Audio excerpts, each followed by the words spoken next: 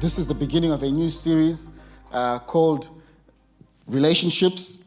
And these are relationships with myself, with others, and with God. And because we know that relationships are integral to our success in life, and whether we like it or not, we need to have successful relationships because we are not an island, and we need the input of other people in our lives. We need to have healthy relationships with ourselves, others, and God. And so how we relate to ourselves helps determine how we relate with other people and ultimately with God. And so what I'm going to hopefully unpack today is relationship with myself.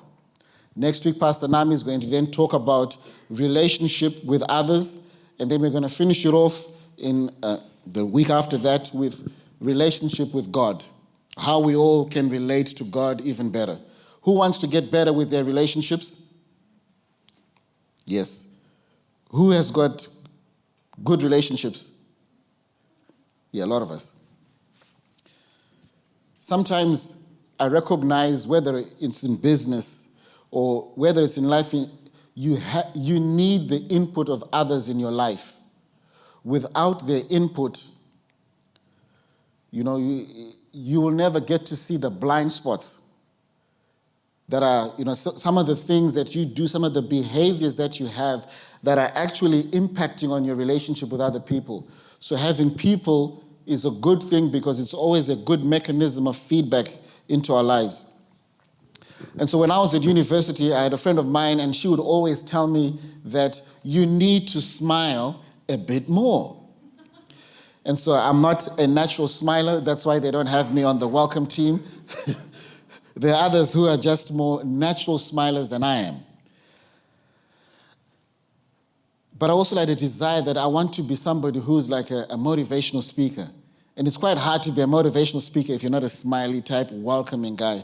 And I always used to wonder why people were always fretful, very guarded when they came to relate with me. It's because I always had a very stern exterior, a hard shell.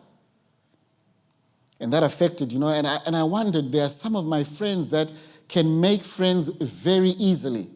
And they can go into a room and get along with people quite easily. I tend to be the opposite. That it's very difficult for me, well, it used to be, very difficult for me to be able to just go into a room and I'm clap or high-fiving people. But that's something over time that I've learned that you got to smile a bit more, because I think that actually helps when your face is a bit bright without just smirking at people, just a nice, genuine, warm smile. And I recall for many years, I always wanted to be a good person. I wanted to be somebody that would get along well with other people. And I remember when, I think my son was probably very young at that time, and my tongue was very sharp. It was very sharp, and I would just injure very easily. Now that possibly could tell us that perhaps if I was quick to injure, maybe I had an injury myself. And it's only one time when I said, man, I sound like my mother. Because my mom was she could whip it out very quickly, and she'd put you into shape quickly. And I recall for many years I would have this recurring dream, and these dreams were very disturbing. I would be so angry in the dream.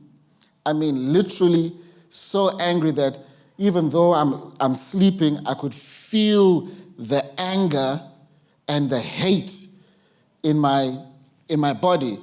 And in the dream, I'm saying to somebody, I really hate that person. And for years, I would have this dream, and I'm like, what's, and I would go, and I wondered, why would I have this dream where all the hate that I have was directed to one individual? And I wondered, why? I mean, I love this person, but all my anger was directed towards that individual. I couldn't figure it out. And we're talking a period of over 10 years where I have the same dream, and it would come maybe twice a year, have this dream. And I recognize that, something is not good going on in my heart. And so I'd give it to the Lord and say, Lord, why am I having these dreams? Help me, give me an answer. And I don't know about you, that sometimes as we travel in life, we can carry wounds. These are wounds perhaps that something has happened to us, somebody has done something to us, and we carry these wounds with us. But the reality is that if these wounds are left untreated, then in the long term, it's not going to be good for us. Because then we're not able to live a full life. We're not able to live a life where the possibilities in our lives become diminished because of that injury that we're holding on to. It is like the story of a monkey that they put some sugar, some research people, they put some sugar in a gourd. And so it's quite easy to put your hand in the gourd, and you can take it out. And then the monkey put its hand in the gourd and was able to retrieve some of the cubes, some of the cubes of sugar. And then all of a sudden, they started coming to as if to capture the monkey. The problem is that as it put its hand in, because it held the sugar and closed its fist, it couldn't take its hand out. And ultimately, it ended up being caught. And the only thing that it needed to do for it to be free was to let go. And this is what happens at times when we hold on to stuff and we don't let go. We find ourselves trapped. And it's quite easy to find ourselves trapped where we are dealing with the same thing over and over again. Whether it's a particular thing that bedevils us, it's just that one thing that's a constant in our lives because we keep holding on to that thing like sugar and we don't let it go and we don't deal with these issues. Last week we spoke about, and because it was Father's Day, I thought I could say this to fathers, that it is okay if you're dealing with stuff to go and talk to somebody. Most importantly, of course, you speak to the Lord and God will say something to you. But it's quite normal if you feel the need to go and speak to somebody so that you can experience the freedom in your life. Because ultimately, we are all responsible for our own freedom. It's not somebody else's, it's a personal responsibility. And so this one, I just want to take you to, as we're dealing with relationships with myself, if I'm not good, then how can I relate well to others and how can I be good for other people? And one of the most freeing messages I've ever heard was when I was driving a bus in Wollongong to go and pick people up to come to church. That was one of my roles. I listened to a message, it was a conversation, it was John Maxwell, and I think his wife was on a panel, so I'm just listening in on the radio. And one of them said, it's either him or his wife said, it is not my happiness, my husband is not responsible for my happiness. And I thought, what? I thought my wife was responsible for my happiness. She's there to make me happy. But what I recognized in that moment is what they were saying is that all of a sudden, if I put that expectation on my partner to derive for my happiness, I'm constantly going to be a sad man, or she's going to be a sad woman.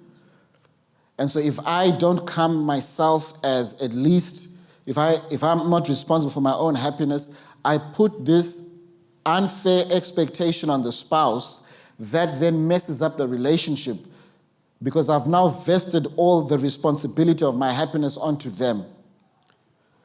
So the question is, if I come into a relationship where I think marriage is going to cure all my ills, what I'll find is when I get married that, in fact, it just makes the problems even worse. Because sometimes the problem is with myself. And so if I learn to deal with myself, and I relate better to myself, and I love myself, and not that kind of love, where, you sort of like see people all the time, on Instagram, not that kind of love. We're not talking about that kind of self-love, because sometimes it gives this facade that everything is what? Is good.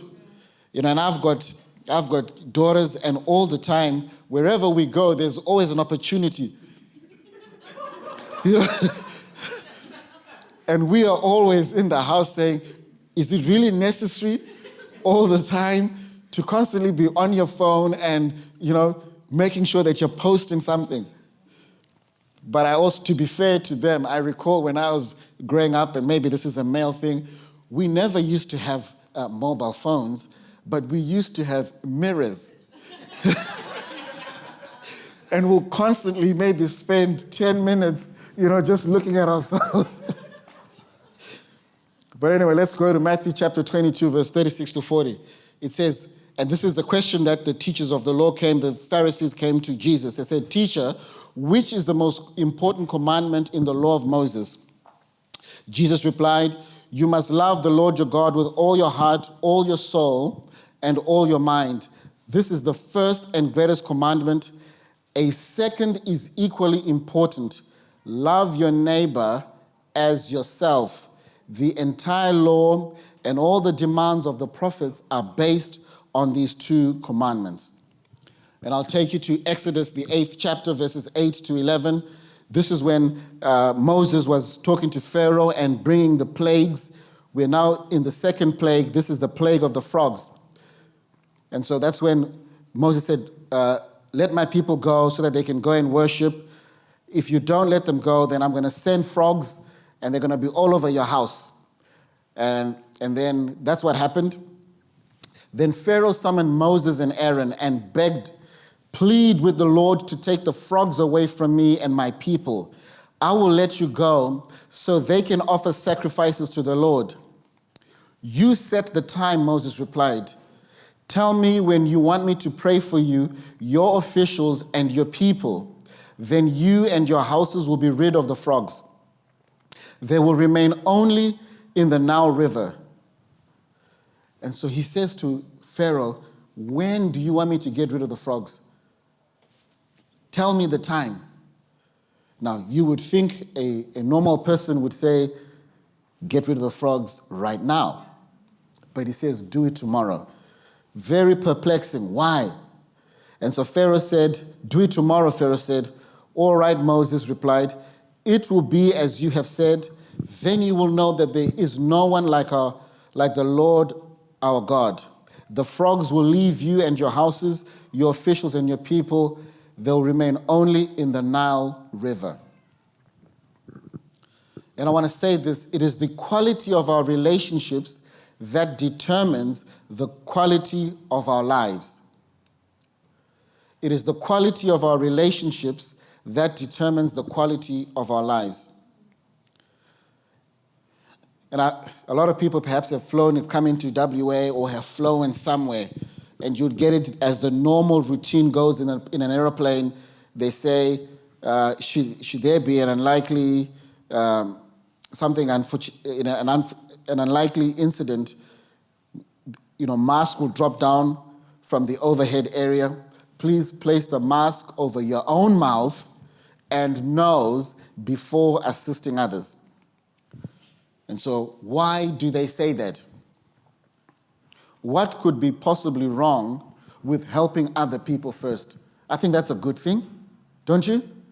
I'd rather help with Seppo first, put on her mask, and then I'll put my own. Is that going to work?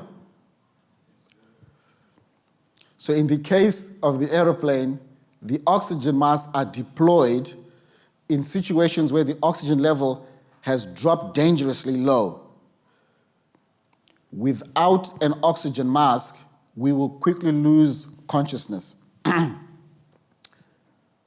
so even though I want to be a nice person, and it happens very quickly. It's not like you've got 10 minutes. It's a quick It's a very quick process where you've got to put your own mask so that the oxygen can begin to flow in your life.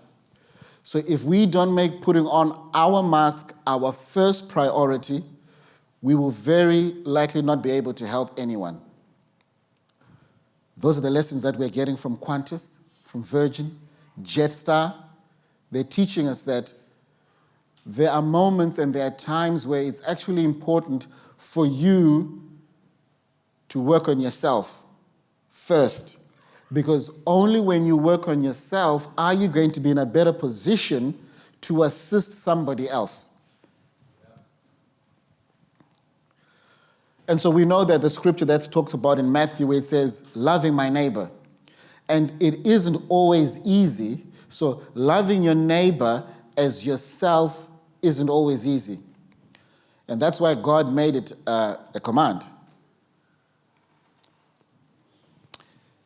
Making it a commandment is actually for our benefit, because we have to be on purpose and intentional about it. And so there's, Danielle Burnock in her article says that the reason why it's important to love my neighbor means I receive God's love. To begin to love your neighbor as yourself, you need to know two things. We have to know what love is and that you are loved. That's the first thing. Loving my neighbor means loving myself as well. And so as we look at this commandment, you have to understand that this is a measurement thing. It says, love your neighbor as you love yourself. So the measurement within this command is as yourself. So to love yourself, so to love your neighbor as yourself, you need to love yourself. Because learning to love ourselves prepares us to love our neighbor. And I think that if I'm going to do relationships well, I have to learn how to love myself. Because it is going to be to the extent of the love that I have for me, how I will love another person. Loving your neighbor means also showing grace, knowing God is love, and that this love for you is that it needs to be developed. It's just like, imagine if you had a field of good soil and a bag of of seeds, but you never planted the crop. The seeds must be planted for and cared for. And so grace takes the seed of his love and the soil of our hearts and then begins to create the fruit of the kingdom of God for our lives. To the degree to which your relationships are healthy, will your life be? It starts with yourself. To the degree to which your relationships are healthy, will your life be? And it starts with yourself. So we have this scenario in Exodus where there is a night with the frogs. You would think, why would this man, there could be reasons, and I think the reasons are that the frogs were one of the gods of fertility, and so perhaps, there could have been one of those reasons that, I don't want to kill one of my, our goddess of, fertility, so we're going to chill with the frogs. But also you have to understand that maybe Pharaoh, and we're just surmising here, maybe Pharaoh didn't want to lose face with his people, because this is the second plague which, when Moses brought the frogs out, Pharaoh's magicians and sorcerers also brought the frogs out. So he could have said, let me just buy some time, maybe tomorrow, the frogs will naturally disappear. I wonder, why is it that when we have things in our life, we stay in the same state, even though we know it does not help us? It is just like the monkey with the sugar, it won't let go, or it's like another night with the frogs. And all that's happening is that we've got a whole lot of stuff that's percolating and just doing nothing in our lives. And in the Lion King, there's a scene in which the father Mufasa is showing Simba the son the lay of the land and says, everything where the light touches is ours. And then the kid said, but what about that grayish dark spot over there? And he says, it's an elephant graveyard. Do not go there. Don't go there. And I recall there was a time in my life where I specifically recall to say, God, you can have everywhere where the light touches in my life, you can have it, except this one thing that you cannot touch. And not about you is that, is there something traumatic that has happened to you that you're holding on to, and that you've said, whether you've said that verbally, or you've spoken it out, or you've thought it through to say, God, don't touch that hurt. That hurt is too precious for me. That I don't want to deal with it. So Lord, whatever you do, we can happy clappy, we can come to church, I can high five and do all that, but that one thing, you're not going to touch.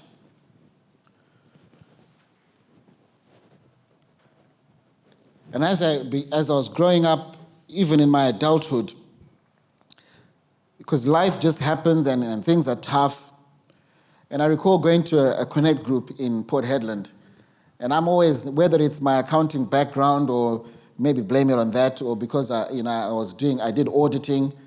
And so auditors tend to be very cynical people. They have to be, I guess, because you can't be too trusting when you go and audit somebody's books.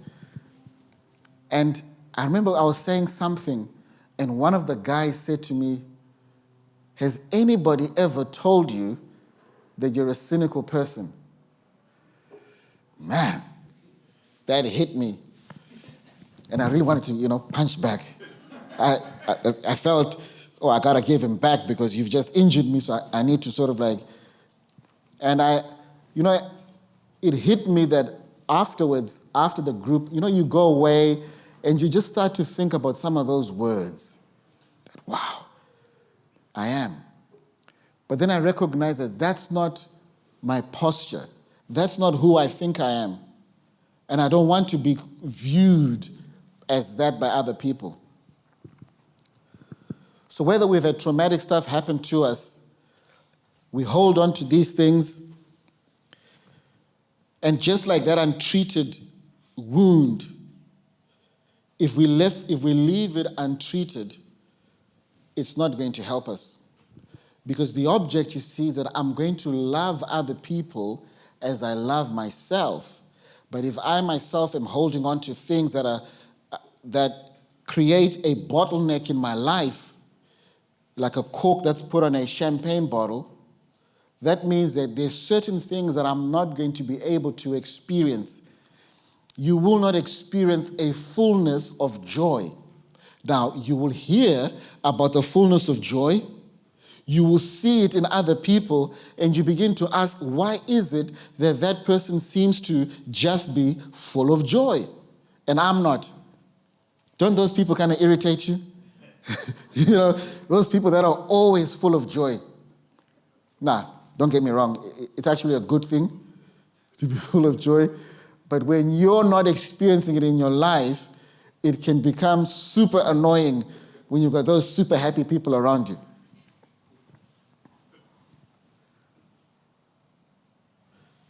Another night with the frogs. Lord, whatever you do, I can give you my money, I can give you my time, but that hurt, you're not going to touch. That injury that was caused by somebody, sorry, Lord, you do not have permission. Everything else, you got full reign in my life, just that one thing. Your life will be as healthy as your relationships are.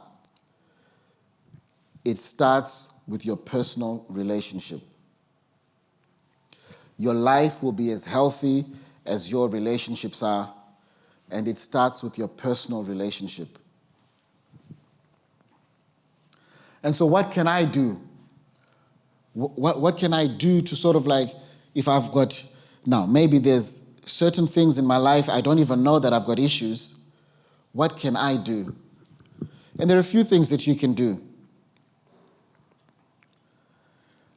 And so for years I'm having this dream, and I'm just super angry, and I'm uttering, I hate you. And I'm feeling it. I'm feeling the hate in my body as I'm sleeping. There's an ache in my heart, and I'm feeling it that, man, I hate this person. So one day, we're having a discussion with my wife. We're having a discussion, and we're going on about the kids, and the kids saying, oh, dad is like this, dad is like that. And I'm like, oh, what's wrong with these kids? And so perhaps because their mother is soft, not perhaps, because their mother is softer, they go and report to their mother that, dad is doing this and dad is doing that, dad is like this. And so I say to her, this is just before we go to sleep, I say to her, the problem with you is that you don't defend me to the children. Well, I thought you should be defending me. It seems that she's piling on, yeah, he's like that, So anyway, I go to sleep. And in the dream, and the person I'm seeing in the dream, which I hadn't said earlier, I'm seeing my wife in the dream, and I'm saying, oh man, I hate this person. But when I wake up, I'm like, that doesn't compute, that doesn't compute. Anyway, I have a dream, and the sequence of things happen in the dream, and then somehow something was said, and there's my mother involved. And so I woke up. And so what was said in the dream, or what I felt in the dream, was that you didn't defend me. You didn't fight for me.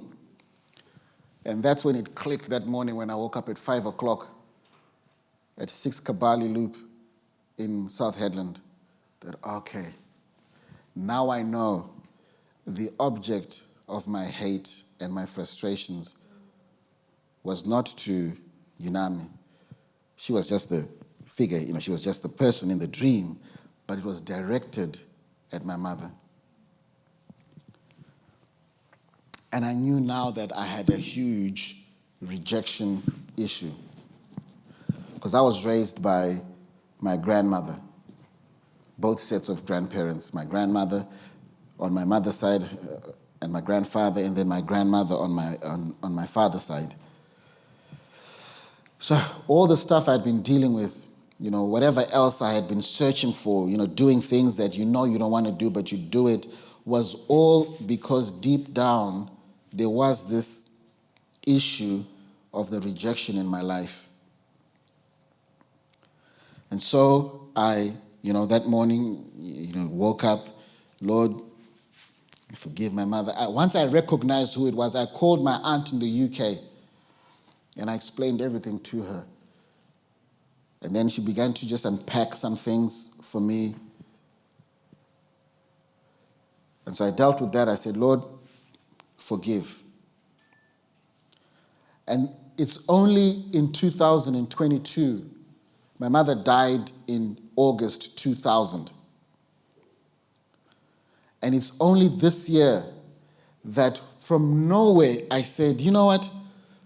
I miss my mother. Never before had I ever uttered those words, or never had I even thought about I missed her. But this is what happens through the grace of God, who's helped walk me along the journey. And so this year, just before my birthday, I picked out an old book that I wanted to read, which I've been looking to read for the last 12 years. And so anyway, a photo of my mother fell out, a passport-sized photo. And I thought, that's nice. And it was really nice that for my birthday, my wife got it blown up. So I've now got a picture of my mother sitting on one of the cabinets at home. Whereas before, I would have never thought about doing that. And so what I can do is that if I'm dealing with things, even when it comes to relating with myself, to have a healthy relationship, you have to forgive yourself and others that have wronged you, because that will set you free. It's not about them, because I can't go to my mother now and ask her, like, why did you do this? Why did you? She's dead. She's been dead 22 years. But I dealt with it. And sometimes it might be you're going to have to invest in some counseling sessions, and that's quite okay, because it's all about you letting go and beginning to experience the fullness of life that Steve was talking about. And then the next thing I can do is to seek God. There's a scripture in Psalm 139 that talks about, Lord, search me and see if there's any way offensive in me, and lead me in the way everlasting. And so where you're constantly bringing your heart to the Lord to say, is there any way in me, Lord, that's just causing, anything that's offensive in me, anything that's stopping me from living that full life that I want, from living in the freedom. Because I know freedom has been spoken about many times. And you see, you don't have to be in prison to be in prison. You can be free, like us on the outside, but on the inside, we're in prison. So we seek God. Lord, help me. You cannot separate the quality of your life from the quality of your relationships. Being free from the impact of your past will unlock your future possibilities. You cannot separate the quality of your life from the quality of your relationships. And being free from the impact of your past will unlock your future possibilities. And most importantly, you stay connected. Stay connected with others around you. Stay connected with your friends. Stay connected to of course, your Connect group and to church, because it is in these places where we are given moments for God to deal with things in our lives. And the friends that we have are so important for us, because what they will do for us is they will point some things out. They will notice some things in our lives that are not good for us, or that we're doing that might be causing injury, or might be as a result of something that has happened, and they'll point that out for you.